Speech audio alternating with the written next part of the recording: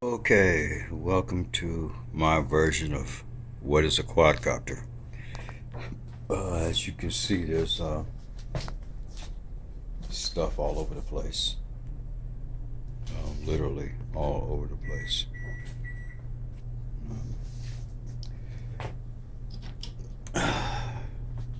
I got this for Christmas. And to make a long story short, my health turned really bad last year. I mean, really, really bad. I've been a builder and a millwright most of my life. Cars, trucks, heavy industry, hazmat, paramedic, vet, as in veteran. But had to find something else to do. And I wasn't considering this when I got it, but as you can see, things change.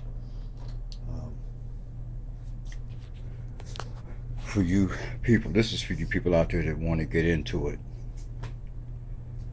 Find somebody to ask questions. Use the comments on YouTube. You know, for those of you guys who are into racing, bon appetit. I found out real quick it wasn't for me. I've got a couple of them. They're god awful fast. One of them being the Shuriken 250, and I got one faster than it. And Jesus criminy. You know, the time it takes to learn FPV, you got to put your time in. For some of you guys who play that stuff on video games, you can probably make the transition without a whole lot of sweat, with the exception of what it's going to cost you money-wise. But me, I'm into pictures, taking pictures. And the idea of having a camera on one of these is really sweet. Try and find out what it is you really, really want to do, and use some common sense making that decision, because what we want is oftentimes the biggest mistake we make, because when we want to get into a hobby that has so many options, what we decide we want is probably not the best thing for us. Because I just swore up and down I was going to fly a racing copter. And the trees around here, in addition to lack of experience, proved to be insurmountable. But in the process of researching all that, I came across these guys. And in the meantime, I've had, what was that thing called? It was a green, it was another toy. It was about an $80 toy. And I hadn't got to YouTube yet. But when I got to YouTube, it was all over with for the toys. So with that said, choices. When you're sure you know what you want to do, be prepared. You know, because if you're not going to buy what they call an RTF, or ready to fly unit, or an ARF is almost ready to fly, meaning you're going to build it yourself, you're going to have to take steps. There's going to be a lot of trial and error. You got to do a lot of QC, a lot of testing, unless you buy a configuration in kit form that's already tried and proven. And if you're going to deviate off the beaten path, I'm here to tell you that it ain't no fun. With that said, this is where I am. You know, this is dual motors, 1,000mm. It's a Taro frame, Foxtech motors, Castle, ESCs. It's got a NASA V2 controller, aftermarket GPS, the X8N receiver. Obviously, I use a Tyrannus for it. Now, speaking of radios, you don't need to spend $250 on a nice radio, but if you want something along that lines, that's what it's going to cost you. They have other models, but FrSky is pretty much the leader when it comes to this type of radio. Now, Futaba's got some sharp stuff out here, but I haven't got into that yet. And then there's the basic units. That's also an FrSky. Over there we got the DJI Phantom 3, and you'll notice nothing here is stock. Every transmitter has been modded, and I mean antenna system, boosters. Those are long range amplifiers. Both, one is 2 watt, the other one's 2400 watt. milliwatt, which is 2.4, is the DJI data link system. And in that baggie there, there's a complete Wukong setup with an additional data link system. I also have ISD Mark II. I got ISD Mini on this bird and that one. Now this one has proven to be a pain in the butt.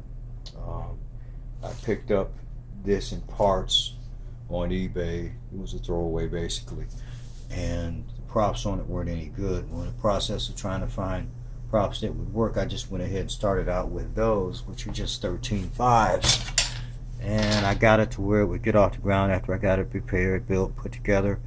And then I upsized the props to these guys here, which are 15s, composite folding, and everything was going good until I went to those guys. Now those came with it, and they had these on them, carbon fibers, but these were in bad shape. They were out of balance, ends were worn off, so I couldn't use them. So, but I couldn't fly it anyway, because when I tried to, based on the gain settings this thing had written, it was like no kind of way gonna fly. Tore up landing gear, broke off a couple of arms. So I put these on, and it dropped out of the sky when two of them came apart at 80 feet. And the only damage done was an arm, broken arm, cracked it across here, and the stem on the GPS. That was the only damage from 80 feet. You talk about God being good all the time. So I hurried up and took them suckers off. Now these are for another build. I've got a 1300 millimeter octocopter frame that's up, getting ready to put these Castle ESCs on it. And in the meantime, I got it off the ground, paired up a couple of 3S8000s to give me 6S power, and it got up. I upped the gains. I only flew it for about 2 minutes. So now that I've got the 6S battery fully charged, I'm going to take it out and see how she goes.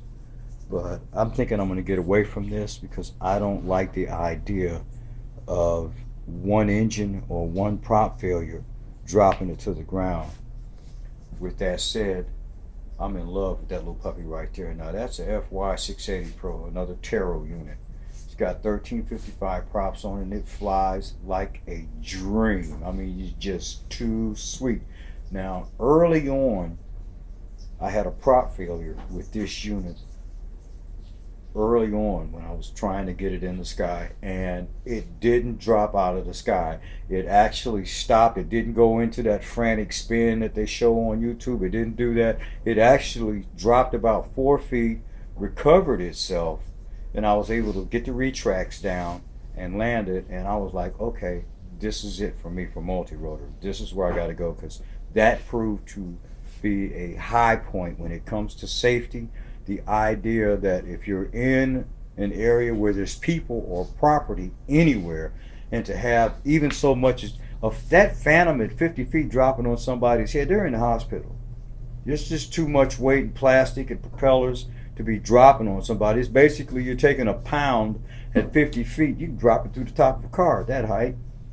You know, so with that said, that's where I'm going to go. So I'm probably going to take and redo this frame to make it a hex, and the octocopter I have in the back, I'm going to finish it up. But I've got a 860 kit that was a throwaway. I need to buy a couple of arms for, and it's a hexacopter. I'm going to stick with the hexes. Now I am going to have one 4-axis unit, and this is the Ironman 650. These arms on here are not 650 arms. It's stretched out to 750, and I'm going to try some things, and I'm going to downsize it until it gets to where I want it.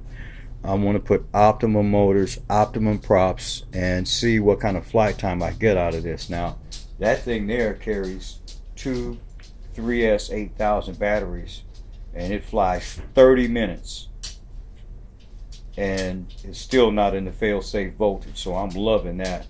And that's with the gimbal on it now, I find out. So that's cool. Right now it's got the Fox Ear, FPV cam, IOSD Mini.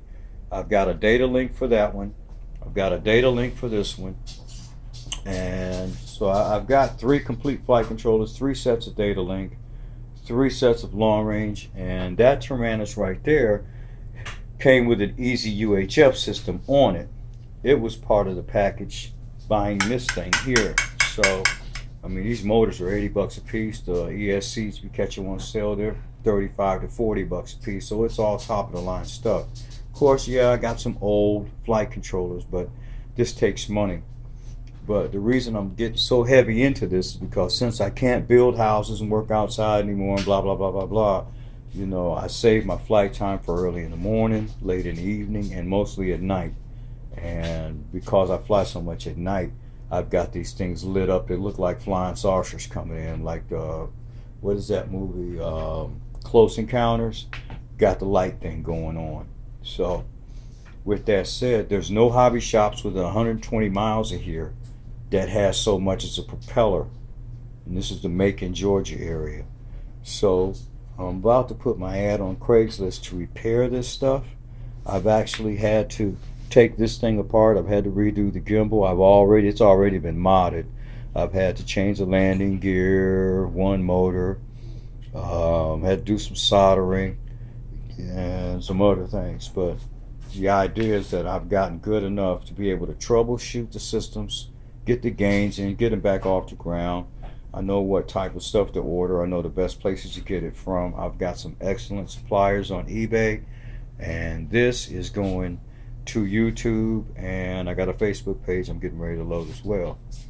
Now, on the, see little monitors, I call that one my buddy monitor. It's just a 5, but this is the one that's on the radio, and that big dog right there, I love it. I've got a Boss Cam on here, receiver.